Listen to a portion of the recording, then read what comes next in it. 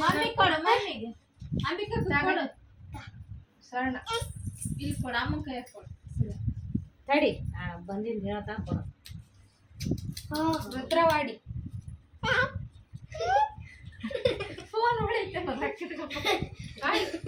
ರುದ್ರವಾಡಿ ನಿನ್ ಕಡೆ ಅದಾವ.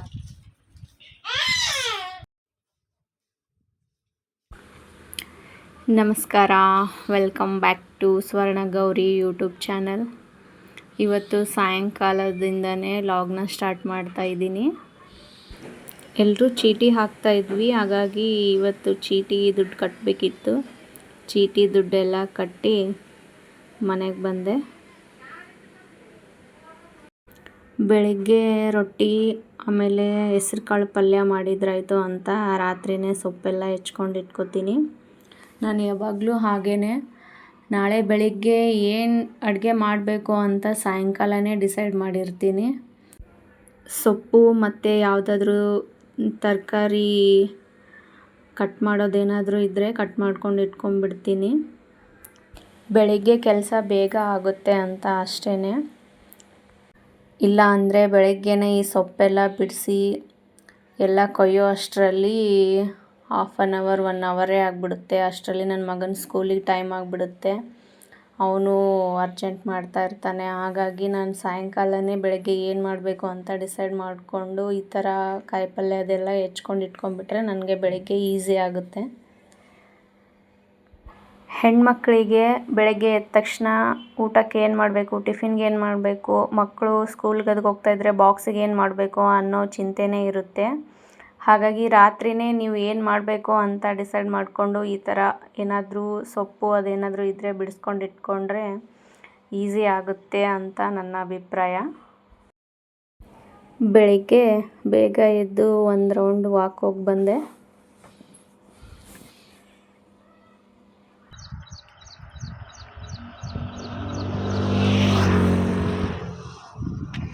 ಬೆಳಗ್ಗೆ ಬಂದರೂ ಕೂಡ ಅಷ್ಟು ಗಾಡಿಗಳು ತಿರುಗಾಡ್ತಾ ಇರ್ತವೆ. ಇವತ್ತಿನ ದಿನ ಹೇಗಿರುತ್ತೆ ಏನೋ ಅಂತ ನೋಡೋಣ. ವಾಕಿಂಗ್ ಮುಗಿಸ್ಕೊಂಡು ಬಂದು ಸ್ನಾನ ಮಾಡಿ ಪೂಜೆ ಎಲ್ಲ ಮಾಡಿದೆ.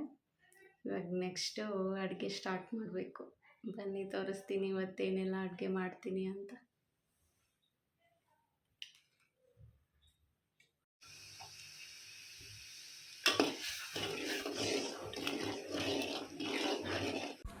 ನನ್ನ ಕೆಲಸ ಅಂತೂ ಬೆಳಗ್ಗೆ ಫಸ್ಟ್ ಅಡುಗೆ ಮನೆಗೆ ಬಂದ ತಕ್ಷಣವೇ ಈ ಗಂಜಿನ ಮಾಡೋದು.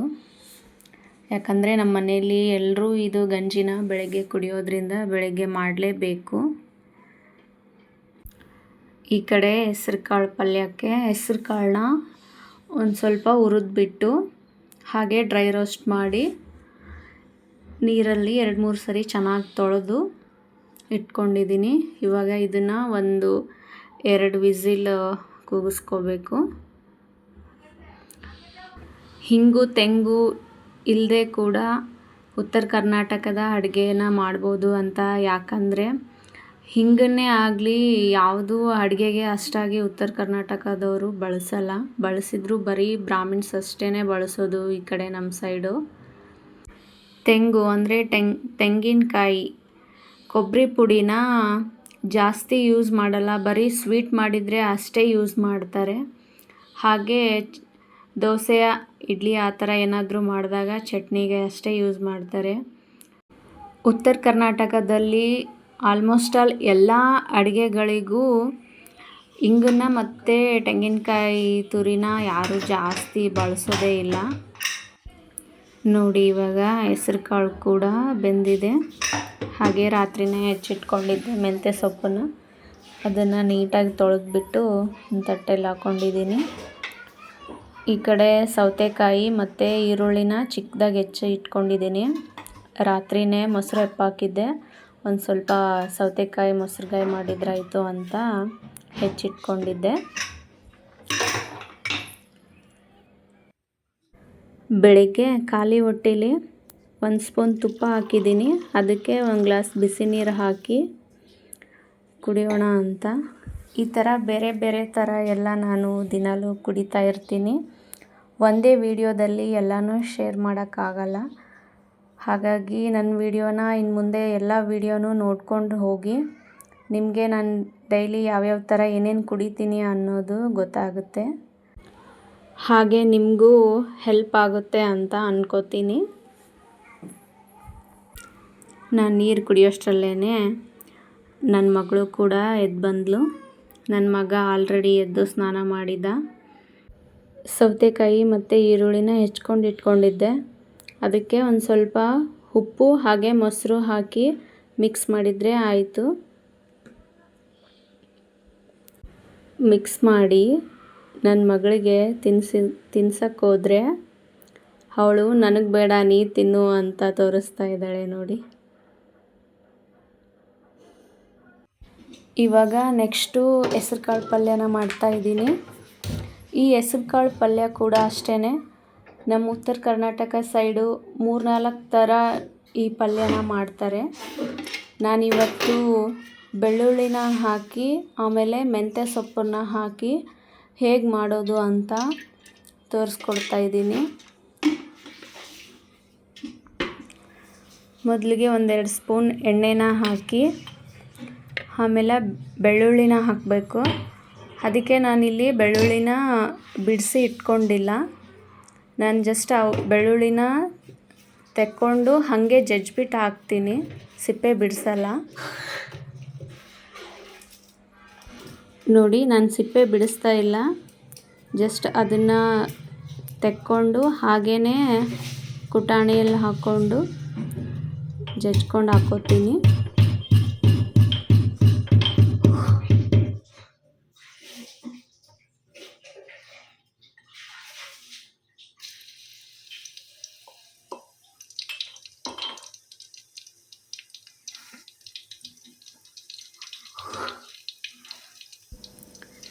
ನೆಕ್ಸ್ಟು ಇವಾಗ ಸಾಸಿವೆ ಜೀರಿಗೆನ ಹಾಕ್ಕೋತಾ ಇದ್ದೀನಿ.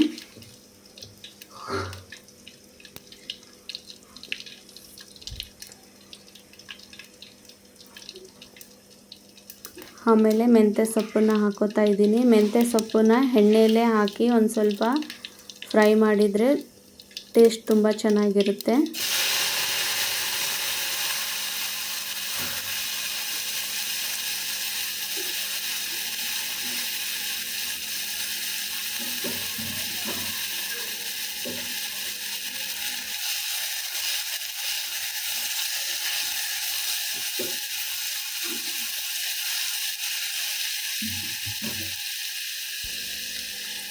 ನೆಕ್ಸ್ಟ್ ಇವಾಗ ಕಾಳನ್ನು ಹಾಕ್ಕೊಂಡು ಮಿಕ್ಸ್ ಮಾಡ್ಕೊತೀನಿ.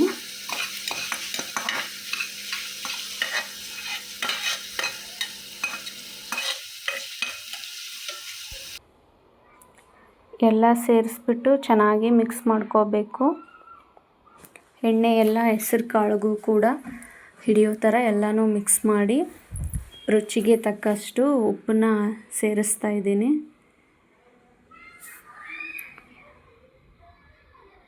ಆಮೇಲೆ ಅರಿಶಿನ ಹಾಕ್ತಾಯಿದ್ದೀನಿ.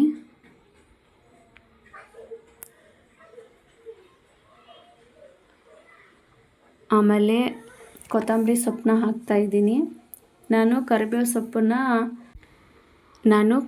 ಸೊಪ್ಪನ್ನ ಮೆಂತ್ಯ ಸೊಪ್ಪಿನ ಜೊತೆನೇ ಕೊಯ್ದುಬಿಟ್ಟು ಇಟ್ಟಿದ್ದೆ, ಹಾಗಾಗಿ ಹಾಕಿಲ್ಲ. ಖಾರಕ್ಕೆ ಎಷ್ಟು ಬೇಕೋ ಖಾರದ ಪುಡಿನ ಹಾಕ್ತಾಯಿದ್ದೀನಿ. ನೀವು ಇದ್ರ ಬದಲಿಗೆ ಹಸಿಮೆಣಸಿನ್ಕಾಯಿ ಪೇಸ್ಟ್ ಕೂಡ ಹಾಕ್ಕೋಬೋದು. ಹಾಗೆ ಒಂದು ಸ್ವಲ್ಪ ಬೆಲ್ಲನ ಹಾಕ್ತಾಯಿದ್ದೀನಿ.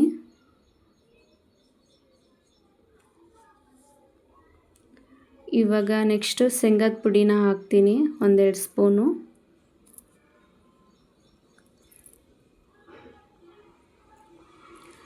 ಹಾಗೆ ನಾನು 1 ಸ್ಪೂನ್ ಎಳ್ಳು ಪುಡಿನ ಕೂಡ ಹಾಕ್ತೀನಿ, ಬಿಳಿ ಎಳ್ಳಿನ ಪುಡಿ. ನೀವು ಬೇಕಂದರೆ ಹಾಕ್ಕೋಬೋದು, ಇಲ್ಲ ಅಂದರೆ ಇಲ್ಲ.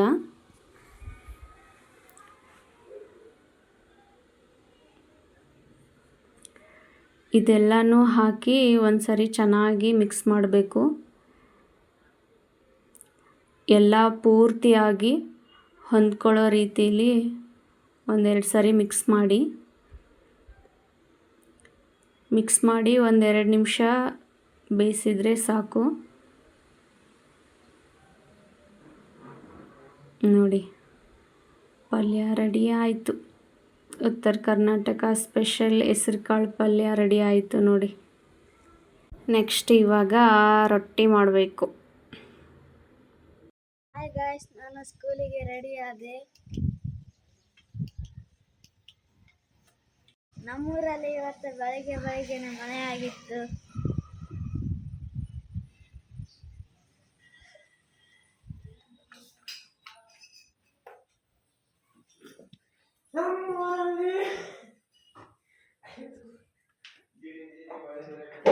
ನಮ್ಮಮ್ಮಿ ನಮಗೋಸ್ಕರ ರೊಟ್ಟಿ ಮಾಡ್ತಿದ್ದಾಳೆ ಊಟಕ್ಕೆ.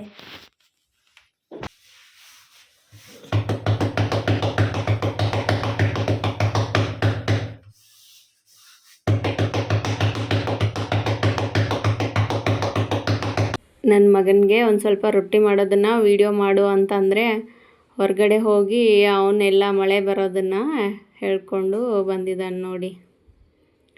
ನಾವು ರೊಟ್ಟಿನ ಕೈಯಲ್ಲಿ ತಟ್ಟಿಬಿಟ್ಟೆ ಮಾಡೋದು. ಇವಾಗೆಲ್ಲ ಬೆಲೂನ್ ಗೀಲೆ ಲಟ್ಟಿಸ್ಬಿಟ್ಟು ಮಾಡ್ತಾರೆ. ಆ ಥರ ನನಗೆ ಮಾಡೋಕ್ಕೆ ಬರಲ್ಲ, ಹಾಗಾಗಿ ನನ್ನ ಕೈಲೇ ಮಾಡೋದು ರೊಟ್ಟಿನ. ನಮಗೆ ಲಟ್ಟಿಸ್ಬಿಟ್ಟು ಮಾಡಬೇಕಂದ್ರೆ ತುಂಬ ಲೇಟ್ ಆಗುತ್ತೆ. ಒಂದು ರೊಟ್ಟಿ ಬೇಯೋಷ್ಟರಲ್ಲಿ ಇನ್ನೊಂದು ರೊಟ್ಟಿ ರೆಡಿ ಮಾಡೋಕ್ಕಾಗಲ್ಲ. ಕೈಯಲ್ಲಾದರೆ ಒಂದು ರೊಟ್ಟಿ ಬೇಯೋಷ್ಟರಲ್ಲಿ ಒಂದು ರೊಟ್ಟಿನ ರೆಡಿ ಮಾಡಿರ್ತೀವಿ.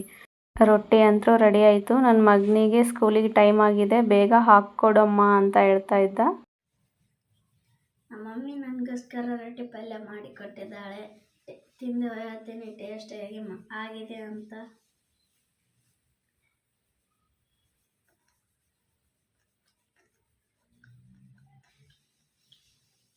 ಸೂಪರ್ ಆಗಿದೆ, ನೀವು ಮನೆಯಲ್ಲೇ ಮಾಡ್ಕೊಳ್ಬೋದು. ವಿಡಿಯೋ ಮಾಡೋದ್ರಲ್ಲಿ ನನಗಿಂತ ಜಾಸ್ತಿ ನನ್ನ ಮಗನಿಗೆ ತುಂಬ ಖುಷಿ ಇದೆ. ಅವನೇ ತುಂಬ ಖುಷಿಯಾಗಿ ವಿಡಿಯೋ ಮಾಡ್ತಾನೆ. ಹಾಗೆ ನನ್ನ ಮಗನ ಬಾಕ್ಸ್ಗೂ ಕೂಡ ರೆಡಿ ಮಾಡ್ತಾ ಇದ್ದೀನಿ. ನನ್ನ ಮಗನಿಗೆ ಒಂದೊತ್ತು ಊಟ ಇರಲಿಕ್ಕೂ ಪರವಾಗಿಲ್ಲ, ಸ್ನ್ಯಾಕ್ಸು ಮತ್ತು ಹಣ್ಣು ಮಾತ್ರ ಇರಬೇಕು ಅವನಿಗೆ. ಅವನು ಬೆಳಗ್ಗೆ ಹೋಗಿ ಸಾಯಂಕಾಲ 6 ಗಂಟೆಗೆ ಬರ್ತಾನೆ. ಹಾಗಾಗಿ ಒಂಥರ ಹಣ್ಣಂತೂ ಡೈಲಿ ಇರುತ್ತೆ ಅವನ ಬಾಕ್ಸಲ್ಲಿ.